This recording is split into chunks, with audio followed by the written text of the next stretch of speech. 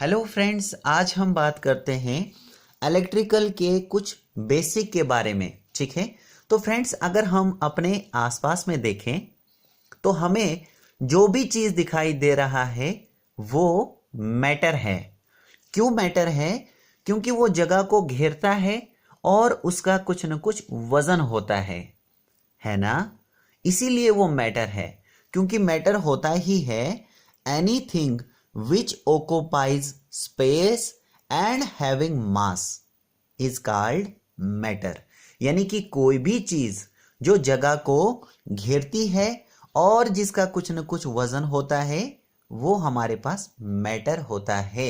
तो आप अपने इर्द गिर्द में खुद ही देख सकते हैं, आपको जो भी चीज दिखाई दे रहा होगा वो मैटर है। क्यों मैटर है? क्योंकि वो जगह को घेरता है और उसका कुछ न कुछ वजन होता है। एग्जाम्पल के तौर पर इस कॉपर की तार को ही ले लीजिए। देखिए, ये कॉपर की तार भी क्या कर रही है, इतनी सारी जगह को ये घेरती है और इस कॉपर की तार का भी कुछ न कुछ वजन होगा। इसलिए ये कॉपर की तार क्या है, हमारे पास मैटर है ना। इसी तरह से अगर हम लिविंग थिंग की बात करें, अगर हम लिविंग थिंग की बात करें तो चाहे हमारे पास एनिमल्स हो गए, चाहे हमारे पास ह्यूमन बीइंग्स हो गए यानी हम लोग, ठीक है, तो हम लोग भी क्या करते हैं, जगह को घेरते हैं और हमारा भी कुछ न कुछ वजन होता है। इसलिए हम भी क्या हैं, मैटर में ही आते हैं। इसी तरह से एनिमल्स हो गए, तो एनिमल्स भी यानी जानवर जो होते हैं वो भी जगह को घेरते हैं और उनका भी कुछ न कुछ वजन होता है, इसीलिए वो भी मैटर हैं। इसी तरह से अगर हम नॉन लिविंग थिंग की बात करें, नॉन लिविंग थिंग की अगर बात करें तो नॉन लिविंग थिंग में हमने जैसे इस कॉपर की तार की बात की, ये तो कॉपर की तार क्या है, नॉन लिविंग थिंग है ना। तो ये भी क्या कर रही है, जगह को घेरती है ये तार भी, और इसका भी कुछ न कुछ वजन होता है, इसलिए ये भी क्या है, मैटर है। तो चाहे हम लिविंग थिंग्स की बात करें या नॉन लिविंग थिंग्स की बात करें, हर कोई हमारे मैटर से ही बना है। क्यों मैटर से बना है? क्योंकि मैटर क्या होता है कि anything which occupy space and having mass is called matter. यानी कोई भी चीज जो जगह को घेरती है वो मैटर होता है और जिसका कुछ न कुछ वजन होता है ना। तो इसलिए अपने इर्द गिर्द में आप खुद ही देख लीजिए, हर कोई चीज कुछ न कुछ जगह घेरती है और उसका कुछ न कुछ वजन होता है, इसलिए वो मैटर है। अब अगर हम इस मैटर की बात करें तो ये जो मैटर होता है ये बना किससे होता है? तो मैटर बना होता है बहुत ही छोटे पार्टिकल्स के साथ, यानी स्मॉल पार्टिकल्स के साथ बना होता है मैटर, जिनको हम क्या बोलते हैं, एटम्स बोलते हैं। क्या बोलते हैं? एटम्स बोलते हैं। यानी कि ये जो हमारे पास मैटर होता है, यानी जिससे हर कोई चीज़ बना है, यानी जो भी हमें लिविंग थिंग हो नॉन लिविंग थिंग हो, हर कोई हमारे एटम से ही मिलकर बना है। तो ये जो मैटर से ही मिलकर बना है, तो मैटर जो है वो मैटर किसका बना होता है, स्मॉल पार्टिकल्स से बना होता है, जिनको हम एटम्स कहते हैं। अब ये जो एटम होता है ये क्या होता है? तो एटम होता है बहुत छोटा पार्टिकल, है ना। जैसे हमारे पास ये रेत है, तो देखिए ये रेत के क्या हैं, छोटे छोटे पार्टिकल्स हैं। इसी तरह से आप इमेजिन कीजिए कि एटम भी क्या है, हमारे पास एक बहुत ही छोटा पार्टिकल है, यानी एक बहुत ही छोटा कण है। तो अगर हम इस एटम को जूम करके देखें, एटम को अगर हम जूम करके देखें, यानी एटम के अंदर अगर हम देखें तो इसके अंदर से क्या होता है, सबसे अंदर वाले पार्ट को हम, एटम के सबसे अंदर वाले पार्ट को हम न्यूक्लियस बोलते हैं, जिसमें होता है पॉजिटिव चार्ज। क्या होता है? पॉजिटिव चार्ज होता है। और न्यूक्लियस के इर्द गिर्द में बहुत सारे शेल्स होते हैं, बहुत सारे रास्ते होते हैं, जिनमें इलेक्ट्रॉन जो हैं वो रिवॉल्व करते हैं, यानी कि घूमते हैं। ठीक है।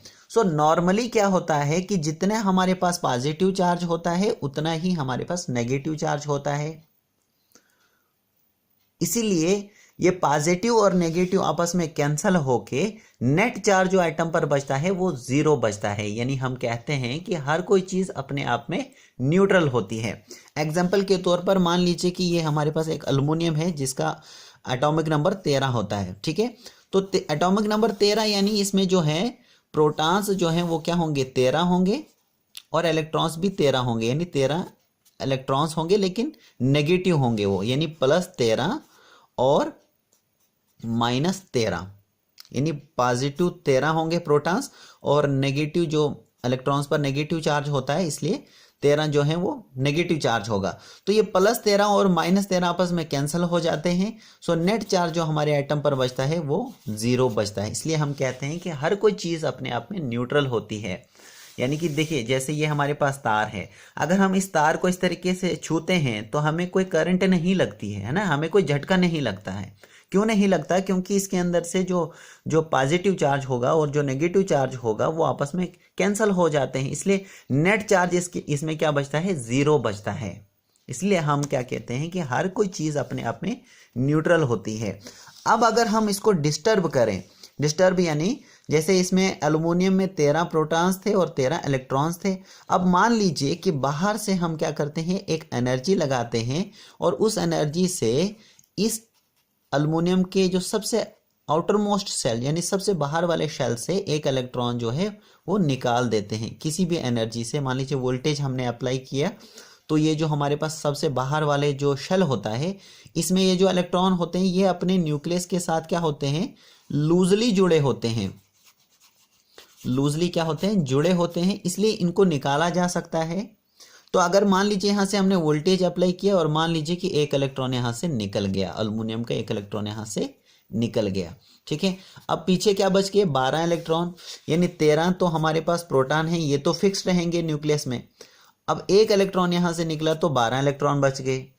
तो क्या आ जाएगा, जो बड़ा है उसी को हम लिखते हैं। तो +1 का एटम के ऊपर चार्ज आ जाता है। कब? जब हम इसको अनबैलेंस करें। अनबैलेंस यानी जब हम 13 इलेक्ट्रॉन थे और 13 प्रोटॉन थे तो ये बैलेंस था एक तरह से, तो नेट चार्ज जीरो बच रहा था। अब जब हमने इसको डिस्टर्ब किया यानी एक इलेक्ट्रॉन यहाँ से निकल गया तो ये क्या हो गया, डिस्टर्ब हो गया ना। तो डिस्टर्ब हो गया तो इसलिए हमारे पास एक इलेक्ट्रॉन जब निकल गया तो इसमें 12 इलेक्ट्रॉन बच के, तो उसके बाद क्या आ जाता है, +1 का हमारे एटम के ऊपर चार्ज आ जाता है जब इलेक्ट्रॉन निकलता है। इसी तरह से इसी को हम क्या बोलते हैं, पॉजिटिव आयन कहते हैं। पॉजिटिव आयन इसी को बोलते हैं। अब मान लीजिए कि किसी वजह से बाहर से इलेक्ट्रॉन जो है वो ऐड हो गया, ठीक है। तो 13 के 13 प्रोटॉन तो हमारे न्यूक्लियस में फिक्स्ड रहते हैं क्योंकि ये पावरफुली न्यूक्लियस में क्या होते हैं, जुड़े होते हैं। तो 13 प्रोटॉन तो वहीं रहेंगे। तो मान लीजिए 13 इलेक्ट्रॉन थे पहले, तो अब एक इलेक्ट्रॉन ऐड हो गया तो क्या बचे, 14 इलेक्ट्रॉन आ गए हमारे पास।